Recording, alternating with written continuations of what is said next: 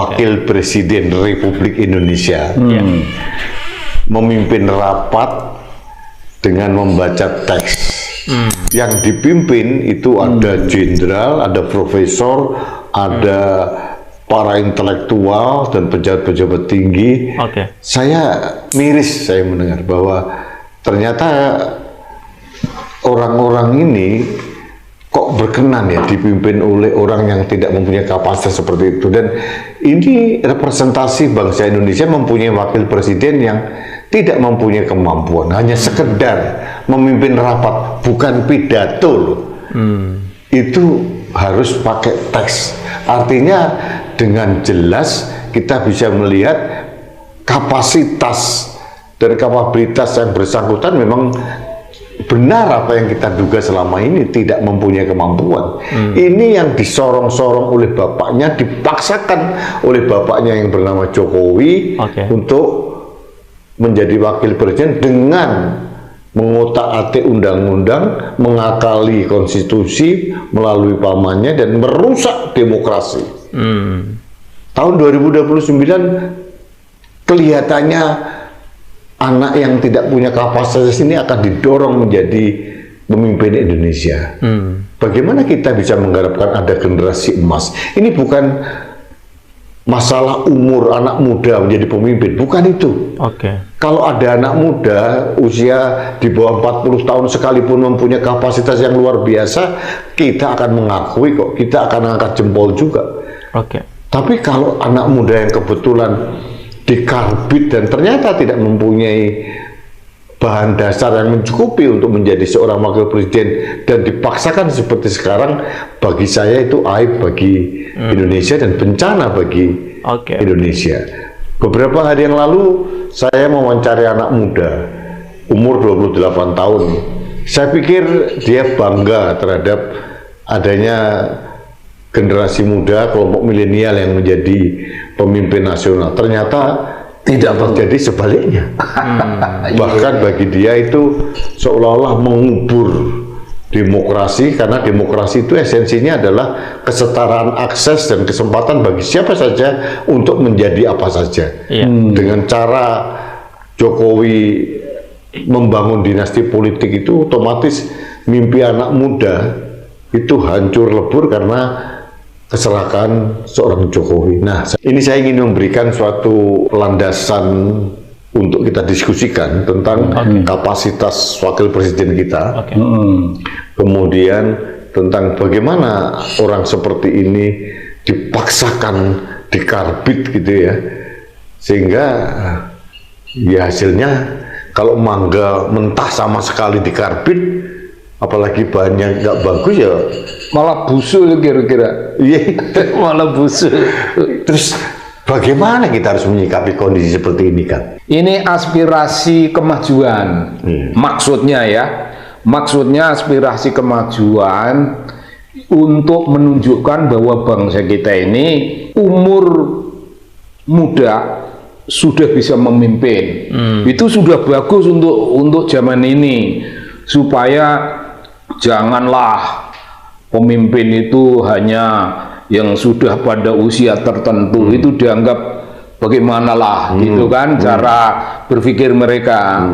Jadi milenial, yang namanya golongan milenial, malah golongan Z itu yang Gen Z itu kira-kira berharap lebih muda lagi. Enggak Bung, begini Bung, mari kita rasional. Bung Karno angkatan 45, Bung Hatta dan orang-orang pada zaman itu. Itu Tan Malaka masih muda-muda juga. Muda. Tapi apa kemenangan mereka? Mereka itu membaca, Bung. Mereka itu terpelajar. Sekarang ini ada juga. Baik teman-teman, selamat datang di channel ini. Teman-teman, di mana tadi kita telah melihat cuplikan video yang begitu menarik tentang Gibran Raka Buming Raka. Jadi teman-teman, di sini kita teruskan, kita lihat bagaimana isi hati dari para netizen tentang cuplikan-cuplikan video tersebut.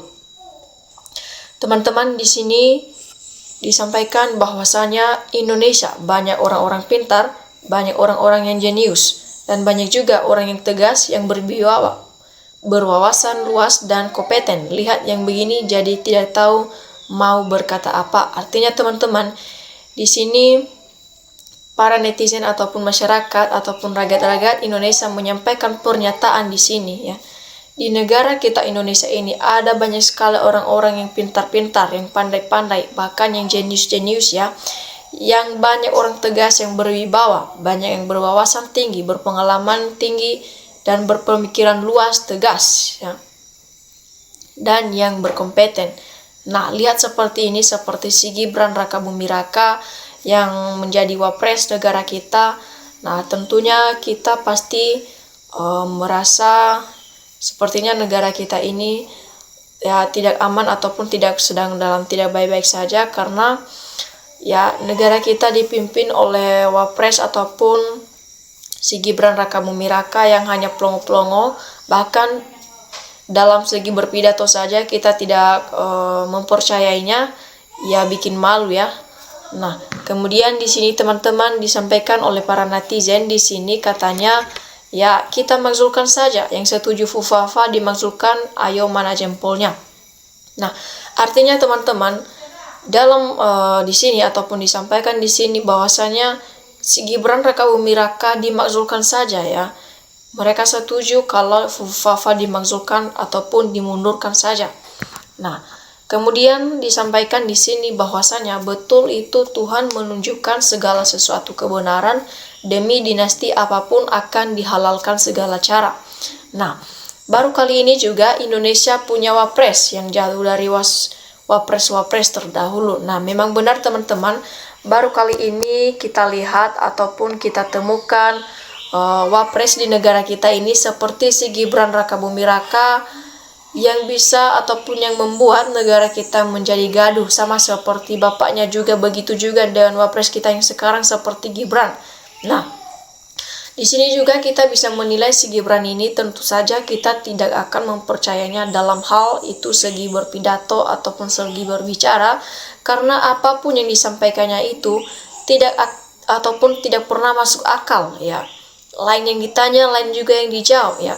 Masa negara kita mempunyai wapres seperti seorang si Gibran ini dalam hal berpidato saja membuat kita menjadi malu ataupun plongo-plongo. Nah, tentunya dalam hal ini, nah kita malu dengan negara tetangga kita, sepertinya negara tetangga kita ketika melihat ataupun mendengar wapres seperti ini di negara kita yang pelongo-pelongo, ya membuat kita menjadi ataupun minder ya dengan wapres kita.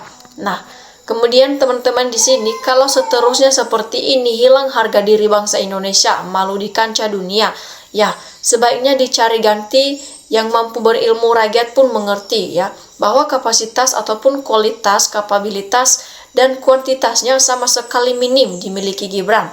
Nah, Pak Prabowo harus berpikir sebab bisa menjatuhkan harga diri dan marwah Pak Prabowo sendiri. Kami rakyat Indonesia cinta dengan Pak Prabowo. Artinya teman-teman di sini, kalau seterusnya seperti ini ya, tentunya hilanglah harga diri bangsa Indonesia ataupun negara kita ini, malu di kancah dunia ya. Sebaliknya, bagaimana kalau misalnya diganti ataupun dicopot ataupun wapres kita dicari yang lebih baik ataupun yang bisa memegang kekuasaan, yang bisa menjadi seorang pemimpin, yang bisa membuat negara kita menjadi lebih maju, membuat nyaman, tidak bikin gaduh seperti ini ya. Yang mempunyai kapasitas, kualitas pemikiran yang tinggi, yang mempunyai pengalaman yang tinggi, bahkan yang bisa memimpin negara kita ini ya. Nah, kemudian di sini teman-teman, kita bukan benci orangnya, tapi kapasitasnya dan kemampuannya belum pantas untuk jadi wapres. Nah, teman-teman, memang benar apa yang disampaikan oleh netizen ini, memang benar kita tidak benci dengan si Gibran Rakabuming Raka ataupun wapres negara kita ini. Yang kita benci itu dengannya adalah cara-caranya itu, yang pemikirannya itu, bahkan kapasitasnya ataupun pengalaman ya, pemikirannya masih belum dewasa gitu ya. Kemampuannya bahkan ya kita bisa mengatakan ataupun tidak layak ataupun tidak pantas jadi wapres negara kita ya.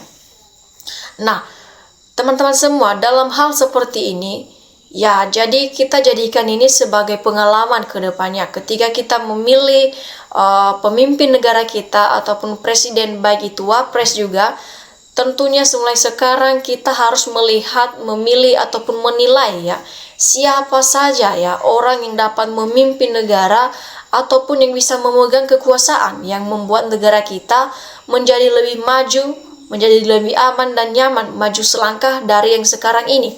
Nah, mari mulai dari sekarang kalau kita mau menjadi negara yang lebih maju ke depan, kita lihat ya, orang yang berpengalaman tinggi, yang berpemikiran tinggi, ya wawasannya luas, ya kapasitasnya juga oke. Nah, yang bisa memegang pemimpin dalam negara kita ini. Jadi, ketika kita jadikan ini sebagai pengalaman kita, maka kedepannya kita bisa memilih wapres ataupun presiden negara kita ke depan menjadi yang lebih baik lagi ya. Jadi kita jadikan ini sebagai pengalaman seperti Gibran ini dalam berpidato saja ya, kita sepertinya merasa malu ketika mendengarnya ya. Jadi kemudian di sini teman-teman disampaikan bahwa para jenderal dari Don Prof kalian, orang-orang pintar kok tidak mau mempunyai wakil presiden anak kemarin yang tidak berpengalaman, saya rakyat biasa aja malu ya. Nah, baru kali ini di Indonesia punya wapres yang pelongo-pelongo, yang tidak berwibawa sama sekali. Nah, seandainya saya Presiden Prabowo, saya akan segera cari gantinya banyak orang pintar di Republik ini. Ya, nah kasihan juga ya, baru kali ini ada wapres yang diolok-olok oleh rakyatnya, mending mundur kalau menurut saya daripada malu seumur hidup nanti, ataupun dicopot, ataupun dimakzulkan. Nah, begitu ya. Lebih baik mundur diri daripada nantinya yang dicopot ataupun dimakzulkan, kan itu lebih malu besarnya. Jadi kemudian di sini teman-teman, semoga Bapak Prabowo selalu dalam lindungan Tuhan, di tangan beliau saya titipkan negara ini. Saya mengharap banyak agar Indonesia menjadi baik, rakyat makmur, negara damai, bebas dari koruptor-koruptor. Nah, kemudian sebenarnya rakyat Indonesia bukan karena Gibran, cuman karena Prabowo Subianto lah rakyat memilih. Nah, kemudian harusnya sebenarnya ini Bapak Prabowo secepatnya ganti wapres dengan orang yang cerdas, sopan santun, cinta NKRI, cinta seluruh rakyat Indonesia ya, cinta seluruh rakyat Indonesia ataupun bukan pengkhianat negara dan anti seluruh rakyat Indonesia.